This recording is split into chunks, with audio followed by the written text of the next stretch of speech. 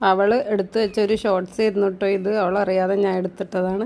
അപ്പോൾ അവൾക്ക് ഇഷ്ടപ്പെട്ട ബ്രേക്ക്ഫാസ്റ്റ് തന്നെ രാവിലെ ഉണ്ടാക്കാൻ വിചാരിച്ചു.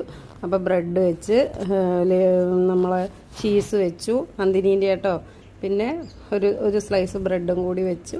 എന്നിട്ട് അതിൻ്റെ മുകളിൽ വെജിറ്റബിൾസ് ക്യാരറ്റ്, ക്യാപ്സിക്കം, സലാഡ്, വെള്ളരി, ലെറ്റ്യൂസ് ഇതൊക്കെ വെച്ചിട്ട് പൊടിയായിട്ട് അരിഞ്ഞു കേട്ടോ.